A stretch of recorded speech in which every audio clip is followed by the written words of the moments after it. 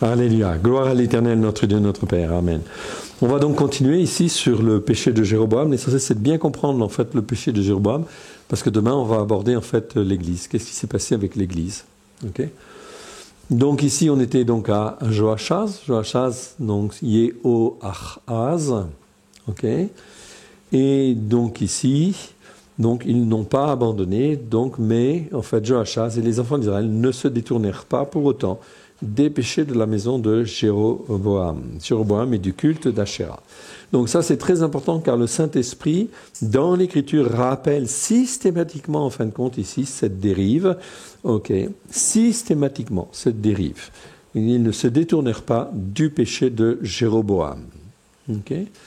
Le fils suivant, donc, c'est Yehoash. Yehoash, ok, qui en fait en français est traduit par Joas. Et en fait, ici, c'est un roi d'Israël. C'est le 12e, en fait, ici. Mais en fait, en Juda, on a aussi, en fait, un roi qui s'appelle Joas, pareil. En fait, même chose. Mais ça ne s'écrit pas en hébreu pareil. Donc, c'est un petit peu dommage que dans les traductions, on ait mis, en fin de compte, pareil, les mêmes mots. En fait, c'est pas bon parce que ça entraîne un peu de confusion, en fait, aussi. Yehoash, ça veut dire donné par l'Éternel. Donc, vous remarquerez que tous les noms, pratiquement, presque tous les noms, en fait, on peut dire que c'était en fait inspiré et puis en fait c'était dans le but d'honorer et glorifier Dieu. Mais c'est pas pour ça que dans la vie, dans la pratique, ils le font aussi. Hein. C'est pas, ils sont pas forcément des révélateurs très très bons révélateurs. Donc 2 Rois 13, 10 à 13, je ne vais pas lire le passage. Yehoachaz, en donnant à ce nom-là à son fils, donc reconnaissait la main de l'Éternel sur sa vie. Pourtant, son attitude et ses œuvres étaient mauvaises et ne témoignaient pas d'une foi sincère et vraie. D'une foi authentique qui produit des bonnes œuvres, évidemment. Cependant, malgré les comportements des hommes, l'Éternel cherche toujours parmi les hommes des croyants qui veulent bien le suivre et s'attacher à lui avec un cœur sincère. Aussi espère-t-il trouver encore dans la descendance à venir des hommes à l'âme bien disposée. On peut supposer en fait aussi que l'Éternel a fait durer ou permis que cela dure aussi parce que certainement, et je ne veux pas croire que dans les 10 tribus en fait Mont du Nord, tout le monde a été corrompu, totalement corrompu, etc. Mais qu'il y avait certainement des hommes qui cherchaient Dieu et qui avaient une âme bien disposée en fait aussi. Bon, mais la Bible ne le dit pas. Yehoash, roi d'Israël, le roi d'Israël, pas de Juda. Va régner 16 ans à partir de la 37e année, 37e année de Joach. Joach qui lui est roi de Juda. Donc vous voyez en français, ils ont les mêmes noms. Il y a un roi d'Israël qui s'appelle comme ça et un roi de Juda qui s'appelle comme ça. En hébreu, c'est pas tout à fait les mêmes mots. Là c'est Yehoash, ici c'est Joach. Mais comme ses pères, il n'abandonna pas le péché de Jéroboam, bien évidemment.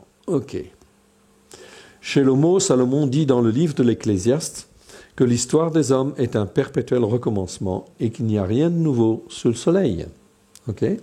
Donc ça, c'était en fait du temps où Salomon écoutait bien Dieu, il était rempli de la sagesse de Dieu et en fin de compte, il avait écrit dans l'Ecclésiaste beaucoup de choses très intéressantes. Rien de nouveau sous le soleil.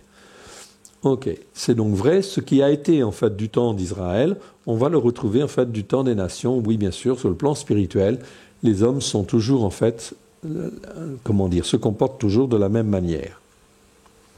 Voici donc un autre roi d'Israël qui s'appelle aussi Jéroboam. Ici, Jéroboam, Yerovam II. Donc c'est Jéroboam II, on va le dire en fait, on va mettre dans l'appellation 2 parce que c'est pas le premier. Celui-là, c'est le fils de Yehoash. L'autre que nous avons vu qui a mis en place les veaux, c'est le fils de Nébat. Là, c'est le fils de Yehoash. Lui, c'est le 13e roi d'Israël. Voici donc un autre roi d'Israël qui s'appelle aussi Jéroboam. Donc 2 Rois 13, 2 Rois 14, versets 23 à 29. Donc selon les dictionnaires modernes, son nom veut dire qui augmente le peuple ou encore le peuple devient nombreux. Donc il faut faire un petit peu attention aux dictionnaires modernes. Les définitions ne sont pas toujours pertinentes. La Strong dit que Jéroboam, ça veut dire contestation devant l'Éternel, etc.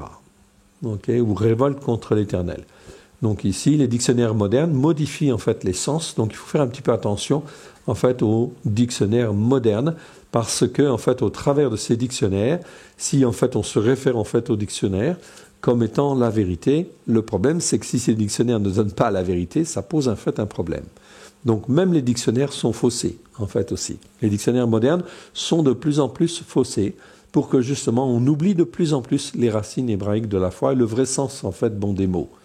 Okay, il y a donc un travail qui se fait par derrière, si je puis dire, sous la main de Satan pour que petit à petit les personnes ne puissent pas accéder en fait à la vérité. C'est pourquoi nous l'appellerons, mais Dieu est là. Okay. C'est pourquoi nous l'appellerons donc Jéroboam II ou Yarovam II, en fait ici, pour le distinguer du premier. C'est très important. Yarovam II, c'est-à-dire Jéroboam II, fils de Jehoash, eut un long règne, lui de 41 ans en fait aussi, parce que l'Éternel voyait la misère dans laquelle son peuple était plongé, toujours à cause du péché de Jéroboam, fils de Nébat. Donc ici, Jéroboam, fils de Jehoash, ici, Jéroboam, fils de Nébat. Ok. Mais l'Éternel, encore une fois, espérait trouver un descendant qui lui appartienne et espérait pouvoir redonner à Israël l'opportunité de revenir vraiment à lui. Ok, c'est une espérance de Dieu que les cœurs puissent revenir à lui. Malgré cela, Jéroboam II, fils de Jehoash, ne se détourna pas non plus des péchés de Jéroboam, fils de Nébat, qui avait fait pécher Israël. Donc l'Écriture est très claire là-dessus, on reste dans la même lignée, dans le même héritage spirituel, dans la même iniquité, en fait, ou transgression, si on peut dire, les transgressions et les péchés, ou la plupart des péchés, ou des transgressions, entraînent des iniquités, c'est-à-dire des malédictions, et en fin de compte, un héritage spirituel dans lequel on a tendance à vivre si on a été éduqué dans ce sens-là. Jéroboam II, fils de Jehoash, malgré le péché de Jéroboam, fils de Jehoash, les Écritures nous disent que l'Éternel n'avait pas résolu d'effacer le nom d'Israël de dessous les cieux. Ok. Donc Dieu n'avait pas résolu. L'Écriture le dit très clairement. Ok. Et Dieu espère encore. Ici, une petite carte qui nous montre les jours de Jéroboam II. Ok. Donc, Jéroboam, en fait, il régnait sur, en fait, ici, pas mal de territoires. Ça, c'est le territoire assyrien. Ok. Et il y avait tout ce territoire-là. Le territoire de Jéroboam II est assez étendu. Hein. Vous voyez ici, en fait, la mer Morte. Vous voyez, en fait, ici, la mer de Galilée.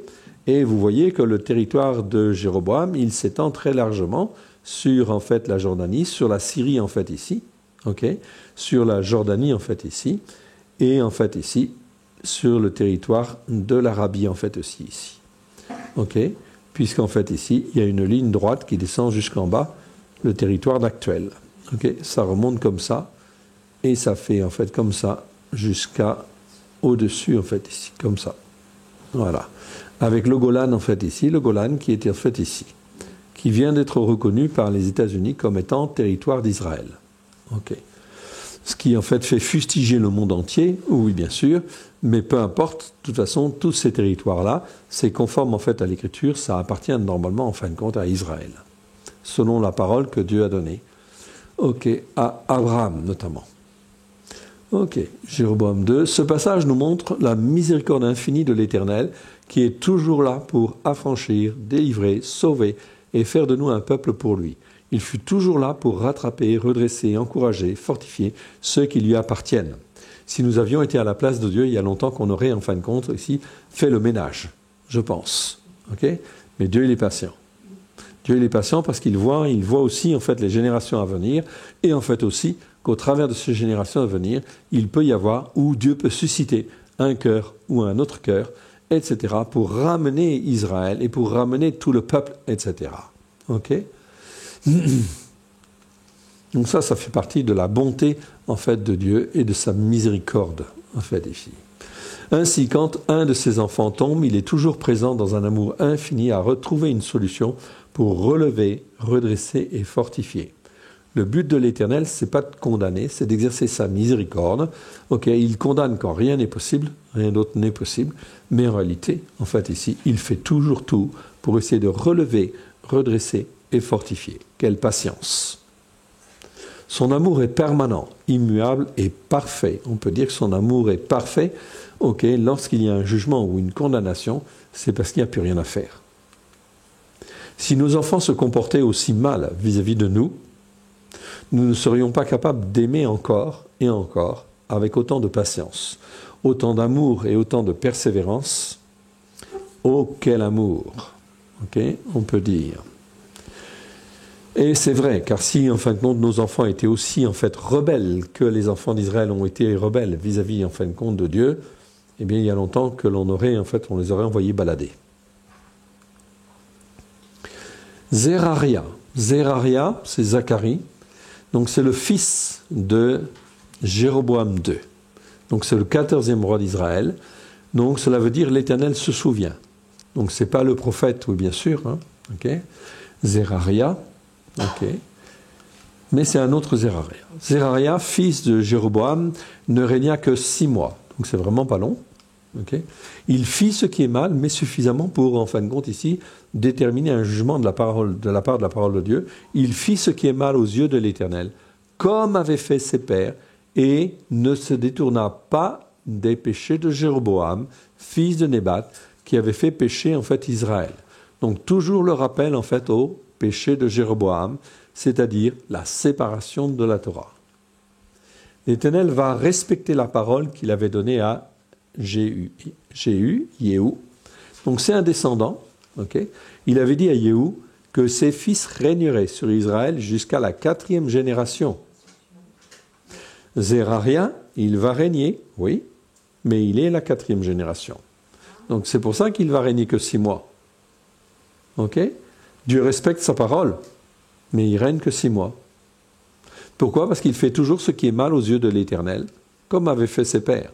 Donc ce n'est pas la peine de continuer. Donc Dieu avait fait le serment que 4 des fils de Jéhu régneraient dans la descendance, régneraient sur Israël. Et voilà le 4e, Zeraria. Ok, il est la 4e génération, donc c'en est fini de la famille de Jéroboam. Shallum conspira contre lui. Ok. Pourtant, Shallum, ça vient de la racine Shalom, paix. Ouais. Donc, il conspira contre lui et le fit mourir devant le peuple. Le Saint-Esprit, à chaque génération de rois, nous rappelle à chaque fois que le péché de Jéroboam n'a pas été dénoncé ni abandonné.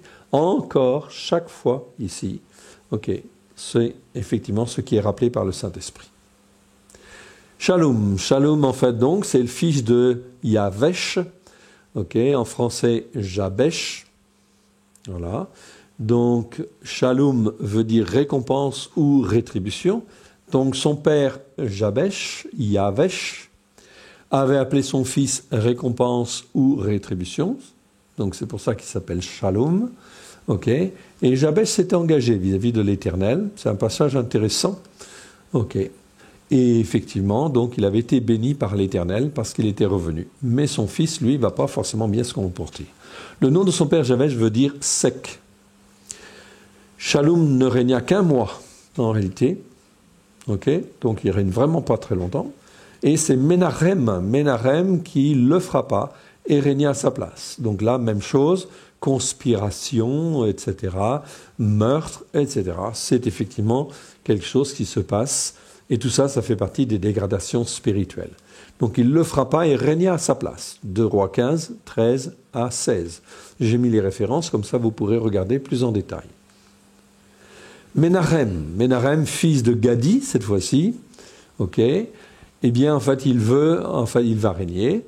Donc, son nom veut dire consolateur. Bon, c'est pas un très bon consolateur, hein. Il régna 10 ans sur, en fait, Israël, ok, 2 Rois 15, 17 à 22. Parfait. Comme ses prédécesseurs, Ménarem ne se détourna pas des péchés de Jéroboam.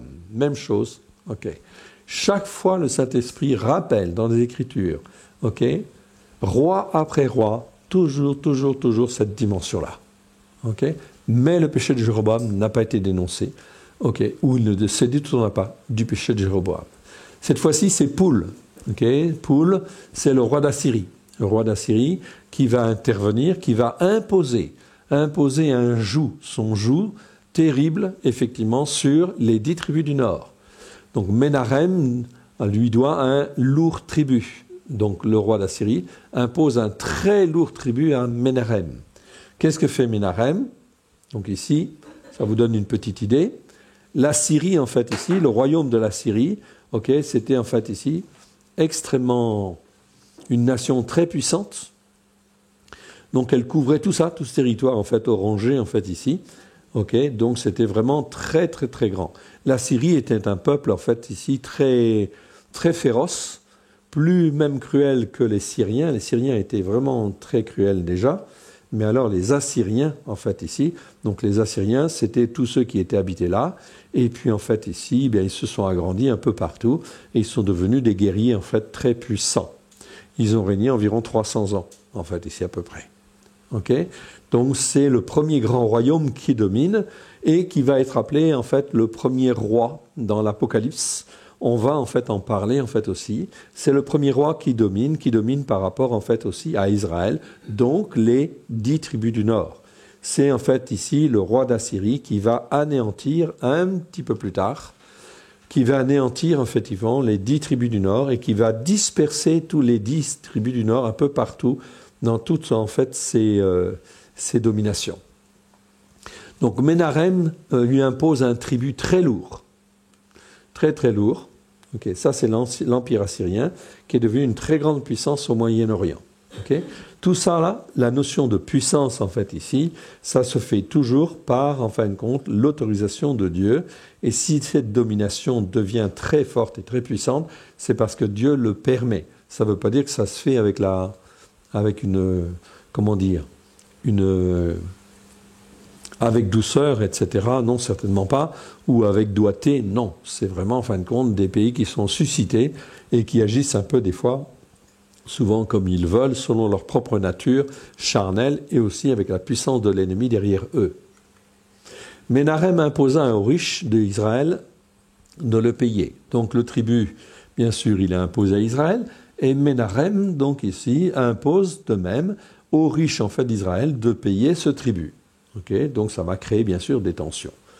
Poul est le nom babylonien de Tiglath-Pilneser III, roi d'Assyrie. Donc ce n'est pas les mêmes noms. Poul c'est dans la Bible, et Tiglath-Pilneser c'est ce que l'on connaît nous au travers de l'archéologie, etc. Donc c'est Tiglath-Pilneser III, roi d'Assyrie. Donc on l'a bien identifié, il n'y a pas de souci là-dessus. Ménarem se coucha avec ses pères et Pécaria, son fils régna à sa place. Donc son fils, eh bien, il va régner. Donc lui, il a régné un certain temps. 10 ans sur Israël. Et ensuite, ça va être Pécaria. Et là, plus en fait on avance dans les rois, plus ils sont cruels. Pécaria veut dire l'Éternel a ouvert les yeux. Pourtant. C'est quand même curieux que son père, en fait, ici, il l'ait appelé en fait comme cela.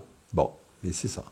En fait, Yah, ça veut dire en fait l'Éternel, et Pécar, c'est la porte en fait, la porte ouverte. Donc l'Éternel a ouvert les yeux, on peut traduire comme ça. 2 Rois 13, versets 23 à 25. Cela veut dire que Ménarem, à un moment donné, il a eu en fait un éclairage de Dieu aussi quelque part. C'est pour ça qu'il a appelé son fils Pécaria. Quand exactement, l'Écriture ne nous le dit pas. Mais ça veut dire que l'Éternel a essayé de le toucher. Et en fait, il avait reçu en fait le message à ce moment-là, puisque en fait le nom de son fils en fait en témoigne quelque part. Pécaria régna 2 ans, donc il règne pas longtemps. Il suivit les voies de son père et s'attira des complots contre lui, toujours à cause des péchés de Jéroboam ici. Donc il s'attire des complots, ça devient en fin de compte vraiment extrêmement tendu, extrêmement grave. Ce n'est que complot, ce n'est que meurtre, ce n'est que ceci, que cela, etc. On est dans les dégradations.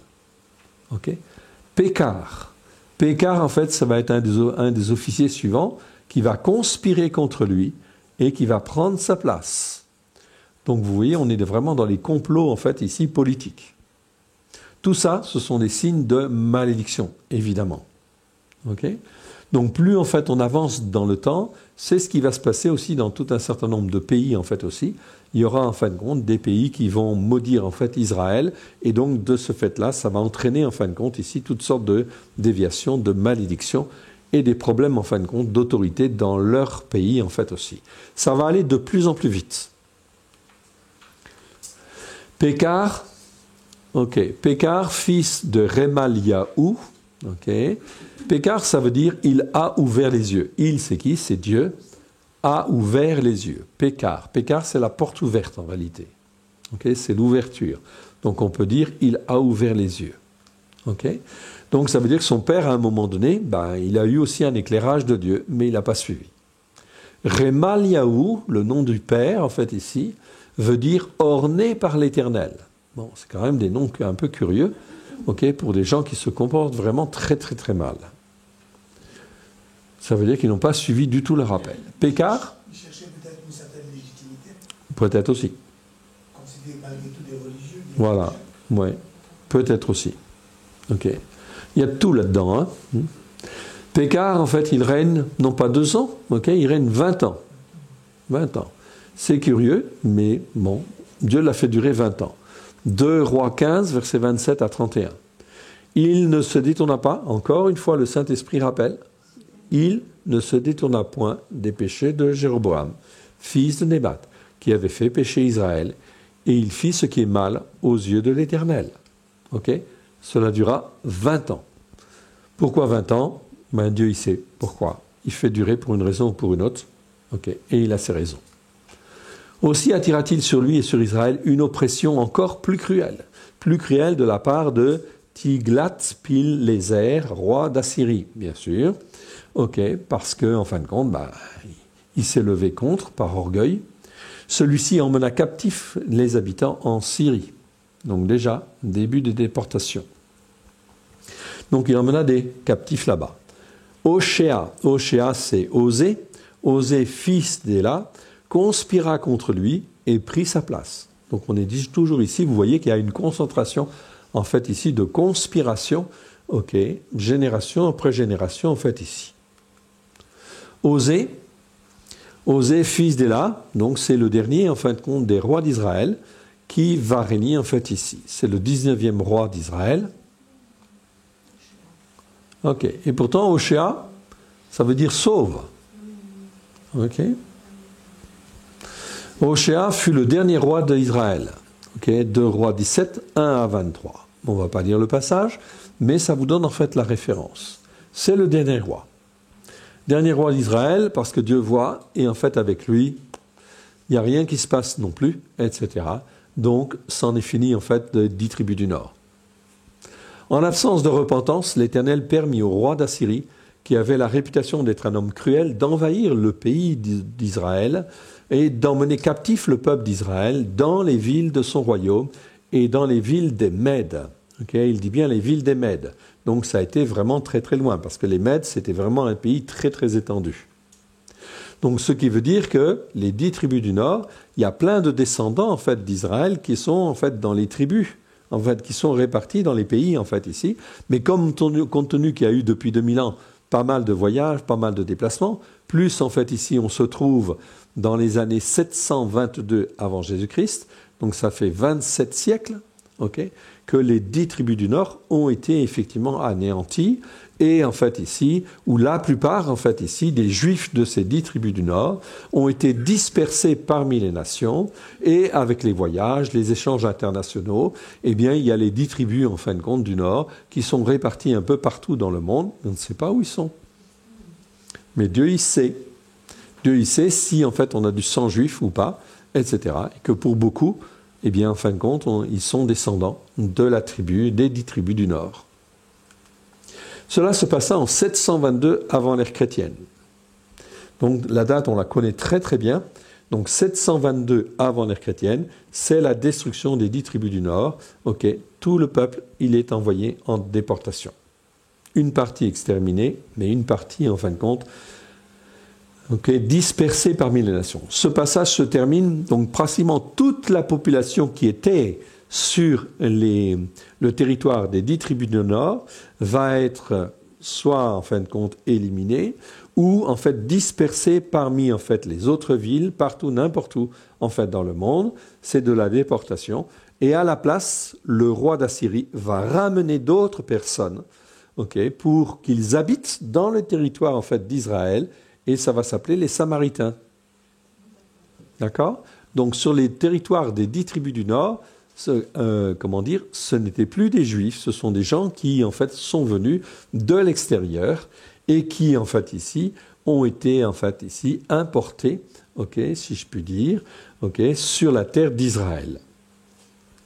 Ce passage se termine en disant que c'est à cause de tous les péchés de Jéroboam que les enfants d'Israël et des 10 tribus du Nord furent dispersés parmi les nations, et parce qu'ils ne s'en détournèrent pas que cela est arrivé.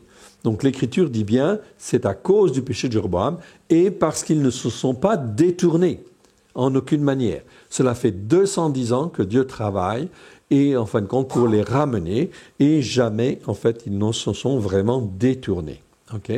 Donc tout cela fait la conséquence de ça, c'est la dispersion en fait ici. L'histoire des 10 tribus d'Israël est une histoire très triste, évidemment. C'est aussi l'histoire d'un Dieu qui n'est pas n'importe quel Dieu. C'est Elohim, le seul Dieu unique et vrai, le Dieu d'Abraham, le Dieu de Yitzhak et le Dieu de Yaakov. Le Dieu de la résurrection, le Dieu de la vie. Il veut donner la vie. C'est pour ça qu'il prend du temps, même avec des enfants rebelles. Eh bien, en fait, il va toujours chercher le moyen de les ramener d'une manière ou d'une autre. Un Dieu qui aime son peuple d'un amour démesuré et qui, malgré sa désobéissance, essaie toujours, année après année, de le ramener dans la bonne voie afin de le bénir et de lui prodiguer toutes les attentions d'un père aimant. C'est bien ce que l'on doit voir en fait dans les Écritures. Si je lis en fin de compte la première alliance et que je vois beaucoup de batailles, je vois beaucoup de meurtres, je vois beaucoup de sang, etc., cela veut dire que je ne vois pas le Dieu d'amour. Cela veut dire que je ne suis pas formé et façonné dans ma tête et dans mon cœur comme il convient ou comme Dieu le voudrait. Tous ces témoignages-là, je dois voir quand je lis en fait la première alliance, si je vois un Dieu d'amour qui cherche en fin de compte à rattraper son peuple, à le bénir, qui fait preuve de bonté, qui fait preuve de miséricorde, si je vois cela, ça veut dire que l'Écriture, je la comprends. C'est pour ça que ce n'est pas toujours facile, en fin de compte, ici. Bien sûr, la lecture de la première alliance n'est pas toujours facile. Ceci dit, il y a des problèmes de traduction, je suis d'accord. Tout à fait d'accord. Il faut donc, en fait, ici, faire un petit peu attention quand même. Mais en réalité, je dois pouvoir percevoir dans toutes ces histoires-là un Dieu qui cherche, un Dieu qui aime son peuple et qui cherche, en fait, d'une manière démesurée à ramener son peuple dans la bonne voie pour le bénir et lui prodiguer toutes les attentions d'un père aimant. C'est ce que je dois voir. Même quand même au travers des traductions, même s'il y a des erreurs dedans, je dois pouvoir le voir. Si je le vois, c'est bien.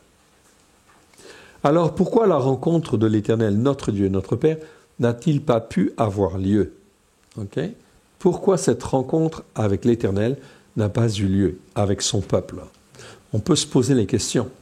Mais en réalité, c'est écrit. Et c'est répété. La réponse est dans ces seuls mots, sans cesse répétés par le Saint-Esprit, à cause du péché de Jéroboam, qui subsiste de génération en génération.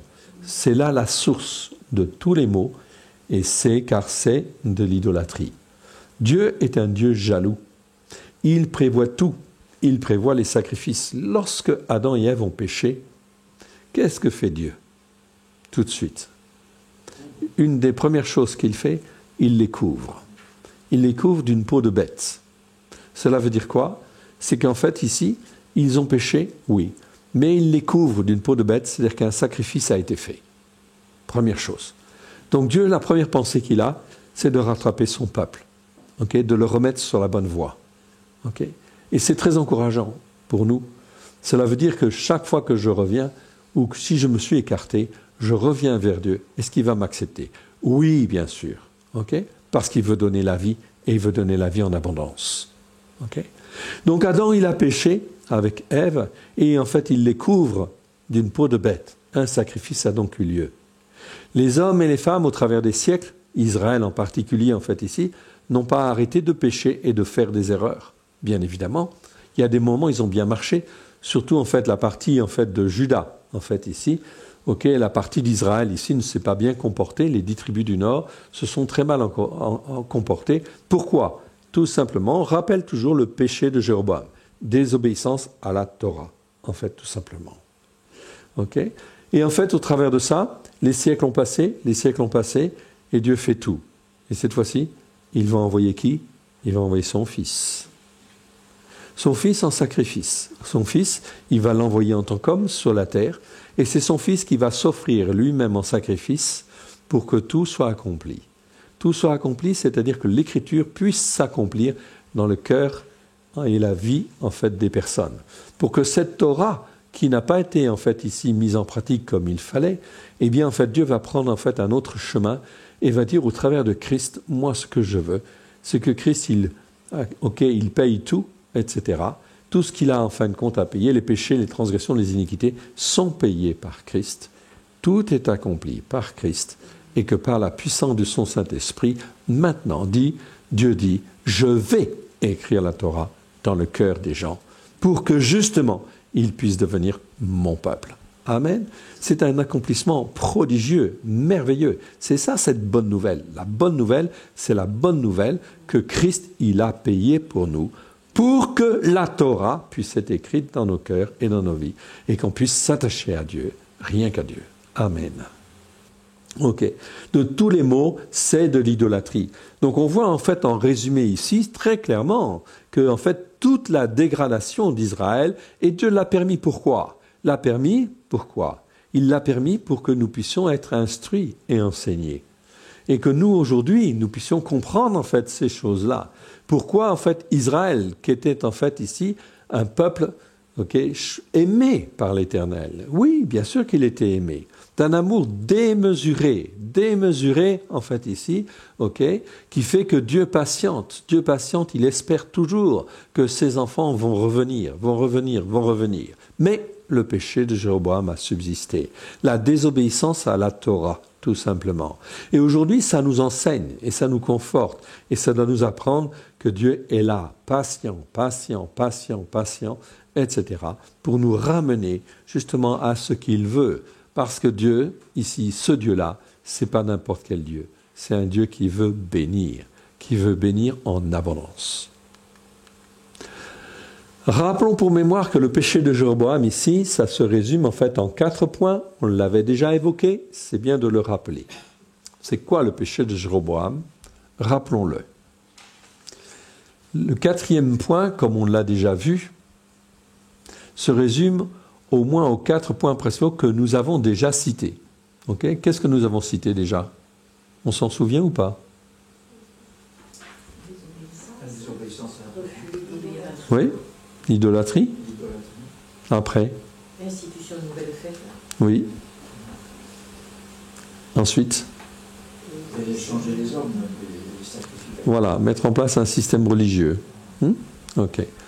Donc, se résume au moins à 4 points principaux que nous avons déjà cités. Le 4e point, comme on l'a déjà vu, ouvre spécifiquement la porte à l'esprit de Jézabel, qui agit pour détruire, déformer les Écritures. C'est-à-dire que le 4e point, on met en place un système religieux qui n'est pas celui de Dieu. Celui de Dieu, il est fondé sur la Torah, et en fait, Jézabel, bien sûr, va déformer les choses. La puissance de Jézabel va déformer les choses, qui agit pour détruire, déformer les Écritures et entraîner le peuple dans, en fait, le mensonge. C'est pourquoi l'Éternel, notre Dieu, dans sa grande bonté, a averti aujourd'hui l'Église dans son ensemble, ainsi qu'il est dit dans. Ici, je reprends un passage, Apocalypse 2, 20. Mais ce que j'ai contre toi, c'est que tu laisses qui? La femme Jézabel. Est-ce que on parle là de la femme du roi Achab? Non, on est dans l'Apocalypse. Donc là, on dit, en fin de compte, on parle d'une puissance, en fait, ici, qui, en fait, ici, agit, qui se dit prophétesse. Elle se dit prophète. D'accord? Comme hier, en fait, ici, elle avait 450 prophètes de Baal, 400 prophètes d'Astarté. Ok? Elle se dit prophétesse. Ok? Et qu'est-ce qu'elle fait, cette prophétesse? Ok? Cette puissance de Jézabel, qu'est-ce qu'elle fait? Cette puissance de Jézabel, eh bien, elle se dit prophète. Et qu'est-ce qu'elle fait? Elle enseigne. Ok? Et elle séduit mes serviteurs. Ok?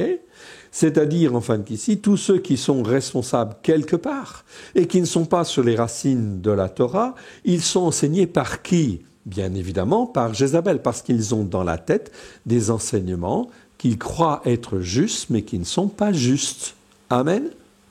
Et donc, en fait, à ce moment-là, ils sont enseignés et séduire mes serviteurs. Okay, ici, le mot séduire, vous pouvez même mettre le mot égarer, parce que c'est sûr que c'est égarer mes serviteurs, pour qu'ils, se livrent à l'impudicité. Okay? Donc, l'impudicité, bien sûr, en fait, ici, c'est toute forme de déviation. Et qu'ils mangent des viandes sacrifiées aux idoles. Ça veut dire quoi, des viandes sacrifiées aux idoles, ici? Est-ce que ça veut dire de la viande halal? Non. Ça pourrait être ça, mais c'est pas ça qu'on veut dire ici. Les viandes sacrifiées aux idoles, c'est en fait tous les aliments spirituels que l'on donne aux gens, mais qui sont corrompus. Les doctrines. Voilà. C'est les doctrines, les faux enseignements en réalité. C'est des viandes sacrifiées aux idoles, tout simplement. C'est ça que ça veut dire en fin de compte ici. Et ainsi, les croyants sont enseignés en fait ici par en fait des aliments en fait impurs, c'est-à-dire en fait des enseignements qui ne sont pas posés sur la Torah. Résultat des courses, eh bien cela rentre dans leur tête. Ils sont formés et façonnés comme cela. Et comme ils sont façonnés comme cela, eh bien, ils vont enseigner, en fait, leurs enfants, etc., de la même manière, ou ceux qui sont à côté d'eux, de la même manière. Et en fait, ici, on enseigne une corruption, etc., et cette corruption est transférée de génération en génération. Amen. C'est ça qui est très important de bien comprendre, en fait, ici. Ici, c'est un reproche. Un reproche, en fin de compte, que Jean, en fait, ici, disait que l'Éternel, au travers de la bouche de Jean, de Yohanan, disait dans le chapitre 2 de l'Apocalypse, tout simplement pour constater que cette église, en fait, ici, c'est l'église de qui? Quelle ville? Thyatire. Donc l'église de Thyatire, en fait, ici, qui était, en fin de compte, ici, totalement corrompue par des enseignements erronés, en fait, ici. Pourquoi? Parce qu'en fait, ici, comme je vous le disais aussi dans la matinée, Paulos et Pétros, ils sont morts, en fin de compte, dans les années 68. Donc, à partir des années 68, il y a, en fin de compte, plus de témoins vivants de Yeshua, du temps de Yeshua, sauf Yohanan, qui, en fait, lui, va vivre 40 ans plus de plus. Et donc, comme il n'y a plus de témoins vivants, il n'y a plus de nazoréens, en fait, aussi fermes et aussi déterminés qu'il y avait au temps de Yeshua. Donc, des consacrés consacrants, qui, eux, ne déviaient pas d'un pouce, en fin de compte, de la parole de Christ, de la parole, en fait, de Dieu. On était sur la Torah pleine de grâce et de vérité au travers de Yeshua. Le christianisme, comme je le dis souvent, est un christianisme juif, essentiellement juif, exclusivement juif. Amen. Et donc, à la fin du 1er siècle, il y a eu entre les années 68 et les années 98, donc pendant une trentaine d'années, un certain nombre d'évangélistes, de prophètes, de pasteurs, qui ont enseigné des choses qui n'étaient plus, en fait, ici, totalement fondées sur la Torah. Ce sont des viandes sacrifiées aux idoles, donc des enseignements erronés, des fausses doctrines, à tel point que ici, en 98, lorsque, en fait, Jean, en fait, ici, a la révélation du Saint-Esprit sur l'église de Thyatire, il fait le reproche très clair, mais ce que j'ai contre toi, c'est que tu laisses la femme, Jézabel, qui se dit prophétesse, enseigner. Cela veut dire que, en fait, ici, l'autorité masculine, quelque part, elle n'est pas exercée pour dire ça, c'est pas bon, etc. Il faut supprimer ces enseignements, etc. Empêcher Jézabel, en fait, ici, de pouvoir continuer à enseigner ces choses-là. Donc ici, la puissance de Jézabel, c'est très très important, c'est très séducteur, oui bien sûr, mais ce n'est pas posé sur la Torah. C'est pour ça qu'il faut des hommes, en fait, qui se lèvent pour, en fait, ici, contrecarrer la puissance, en fait, ici, de Jézabel, qui peut agir, bien sûr, n'importe où, dans n'importe quelle église.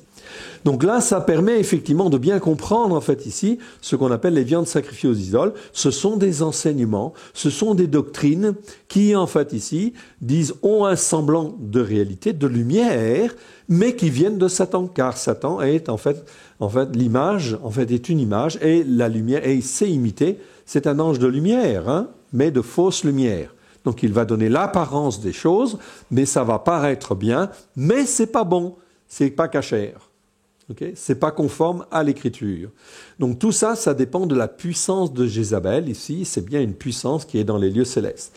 C'est pour ça que malheureusement, en fait, aujourd'hui, on peut dire que la puissance de Jézabel, elle s'est largement répandue, bien sûr. Le message de Christ, il a été annoncé mal, mais il a quand même été annoncé. C'est une bonne chose. Paul dit, je me réjouis.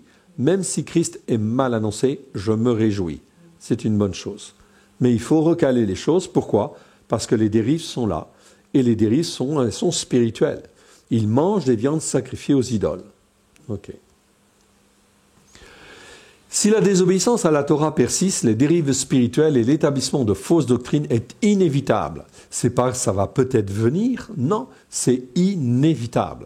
Et ça finit en fin de compte vraiment par s'ancrer dans le cœur et l'âme des gens, à tel point de devenir la vérité, à tel point que même aujourd'hui, lorsque vous parlez un petit peu de la Torah, vous faites le Shabbat, eh bien vous avez des hommes qui en fait croient en Christ et qui en fait sont tellement déterminés, tellement convaincus d'être dans la vérité, que en fait ils ne se laissent pas convaincre. Ouais. Il faut que ce soit le Saint-Esprit qui les touche. Comment un homme qui a 30 ans de service ou 40 ans de service peut-il en fait ici se repentir s'il n'est pas touché ou appelé par l'Éternel ? C'est vraiment une grâce de l'Éternel. C'est pour ça que je vois en fait ici vraiment des gens et des femmes qui en fait ont envie de venir et qui se posent des questions. C'est très bien. Ça veut dire que le Saint-Esprit est là, à l'œuvre, pour les toucher d'un esprit de repentance, afin qu'ils puissent être recalés. Alors il faut accompagner, bien sûr, le Saint-Esprit, c'est le Saint-Esprit qui fait, et être là comme des ouvriers, marchant avec Dieu, avec Christ et le Saint-Esprit, pour aider les gens à venir sur le chemin de la vérité. Cela ne veut pas dire, absolument pas, qu'ils vont, en fin de compte, rester fermes, ou venir vraiment. Ça dépendra de leur attitude de cœur vis-à-vis de Dieu. Mais en tout cas, il faut faire attention à la manière dont on dit les choses et dont on les enseigne, oui bien sûr, pour ne pas aller trop vite non plus. Afin de ne pas être une occasion de chute. Si la désobéissance à la Torah persiste, les dérives spirituelles et l'établissement de fausses doctrines sont inévitables. Inévitables et très graves. Très très graves. Pourquoi ? Parce que cela va en fait entraîner les gens dans l'égarement. Mais Dieu, en fait, ici, va travailler non seulement les cœurs, mais aussi travailler au niveau mondial, en élevant, en fait, Israël, comme Dieu le fait actuellement. C'est pour rappeler quoi ? C'est pour toujours rappeler que Dieu a fixé 70 semaines sur son peuple et sur sa ville pour faire cesser les transgressions, les iniquités, et les péchés, et oindre le Saint des Saints. Daniel, chapitre 9. Donc ici, Israël va reprendre en fait le flambeau de l'évangélisation. Mais quand Israël reprend le flambeau de l'évangélisation, ça veut dire que le temps des nations est terminé. Donc ça veut dire que le temps des nations pour l'évangélisation est terminé, et donc que les jugements en fait ici, vont en fait ici se répandre de plus en plus sur la terre auprès en fait des nations qui avaient un rôle à jouer, notamment la France, qui en fait sera ici touchée plus spécifiquement que les autres nations. Toutes les nations vont être touchées, mais la France en fait en particulier, à cause de son rôle depuis 2000 ans. Depuis 2000 ans, la France a vraiment un rôle particulier parmi toutes les nations pour pouvoir en fin de compte ici montrer le chemin. Dans le cas des enfants d'Israël, la corruption spirituelle mise en place par Jéroboam dura exactement de 931 à 722 avant l'ère chrétienne. Elle dura donc 210 ans, très précisément. Pendant toute cette période, tous les rois d'Israël, sans exception, se sont rendus coupables des péchés de Jéroboam et ont entraîné. Le pire, c'est que ça entraîne en fait le peuple dans l'idolâtrie et ça le maintient dans l'idolâtrie. Est-ce à dire que tous les enfants d'Israël ont été perdus pendant toute cette période? Tous? Ah, ça, on ne peut pas affirmer, ça. La réponse est non, bien sûr, car il y a toujours eu des hommes et des femmes qui sont restés fidèles, certainement même que dans les 10 tribus du Nord, où Dieu a dispersé en fait ici telle famille, telle autre famille, etc. Et Dieu s'est souvenu. Dieu s'est souvenu et au travers des enfants de la descendance, Dieu en fait ici retransmet. Et en fait ici, au jour d'aujourd'hui, s'il y a des gens qui parmi les nations se réveillent, qui ont des racines juives venant des 10 tribus du Nord, Dieu se souvient en fait ici et veut les ramener, bien évidemment, à lui. Mais pas n'importe où, sur la Torah. Amen. Pas ailleurs. Ok. Osez. Mais une chose certaine demeure, c'est que la très grande majorité d'entre eux ont péri, ainsi qu'il est dit dans Osée chapitre 4, verset 6. Mon peuple est détruit parce qu'il lui manque la connaissance. Osée, c'est un prophète qui a intervenu quand? Qui a intervenu quand? Osée. C'est même temps que Ésaïe. Donc 8 siècles. Un petit peu après. Non, un petit peu après. Donc c'est plutôt du temps en fait de la destruction en fait ici justement d'Israël. Donc c'est plutôt 7 siècles. Donc Osée chapitre 4 verset 6, mon peuple est détruit parce qu'il lui manque la connaissance, il va dire. Puisque tu as rejeté la connaissance, je te rejetterai et tu seras dépouillé de mon sacerdoce. Puisque tu as oublié la Torah de ton Dieu, j'oublierai aussi tes enfants. Amen. C'est pas terrible ça? Ah ouais, c'est terrible. Pourquoi? Parce que tu as oublié la Torah de ton Dieu, j'oublierai aussi tes enfants. Ça veut dire aussi qu'au travers des générations en fait ici qui ont été créées, Dieu en fin de compte dans sa bonté et dans sa miséricorde va effectivement réveiller tous ceux qui ont en fait des racines juives quelque part et en fait ici, eh bien est-ce qu'ils veulent revenir, pas revenir, etc. Ils auront effectivement en fait le choix dans les temps qui viennent. La corruption fut telle au temps de Élie que Élie croyait être resté seul. 1 Roi 19, 14. Mais l'Éternel lui répond que 7000 hommes n'ont pas fléchi le genou devant Baal. Même s'il y avait une corruption très forte à ce moment-là, il restait quand même 7000 hommes. Au temps de Jézabel qui n'ont pas fléchi le genou. Bien sûr, ils étaient cachés, etc. Ils étaient préservés. Mais au moins 7000 hommes ici n'ont pas fléchi le genou devant Baal. 1 Roi, chapitre 19, verset 18. C'est écrit. Donc, c'est vrai. La foi avait presque disparu du pays. Oui, bien sûr.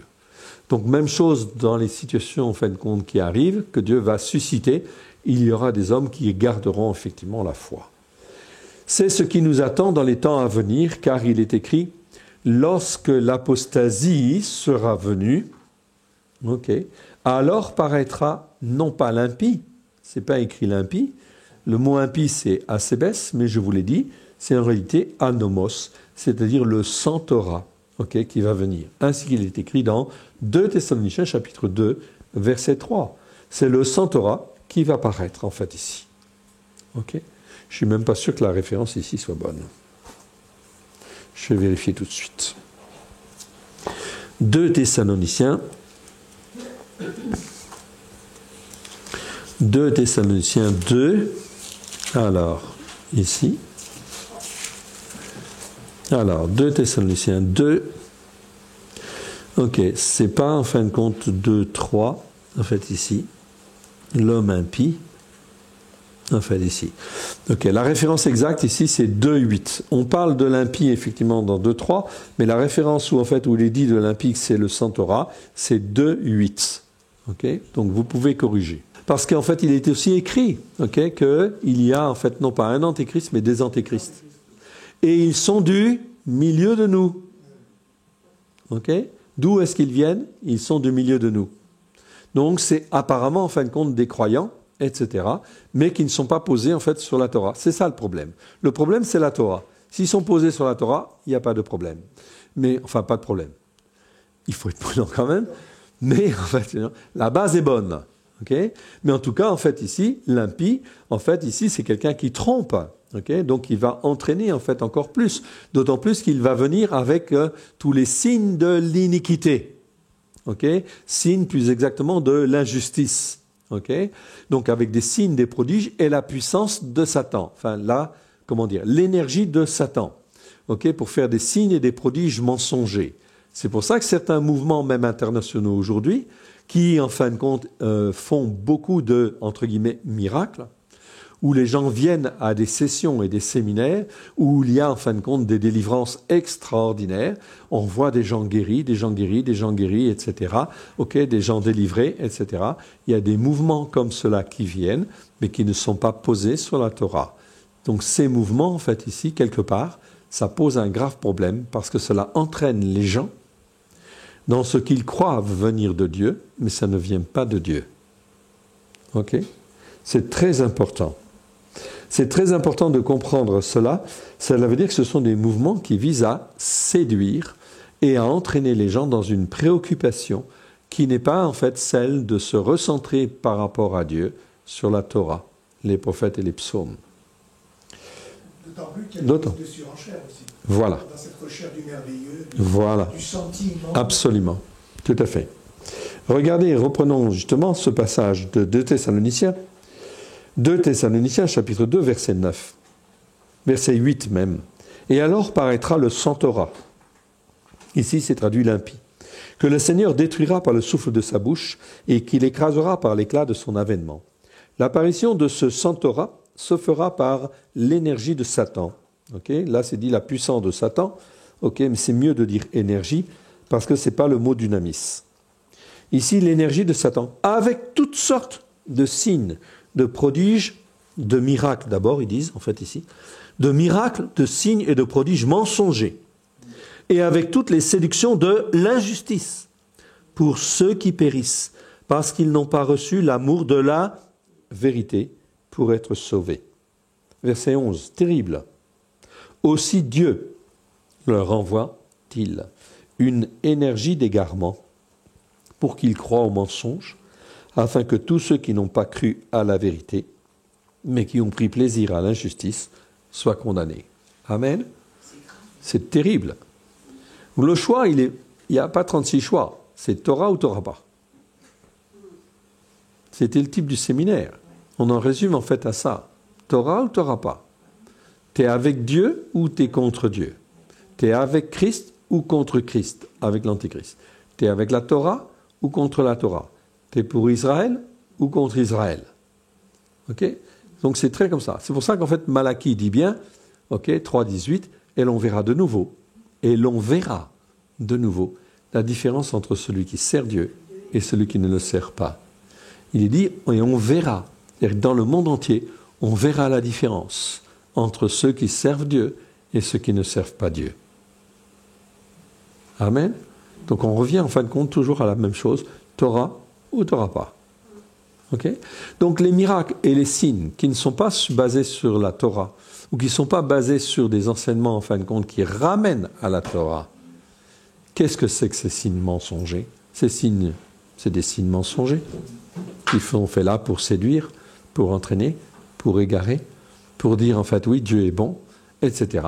Il guérit, mais il guérit, c'est pas lui qui guérit là. C'est pas lui, ça peut pas être lui.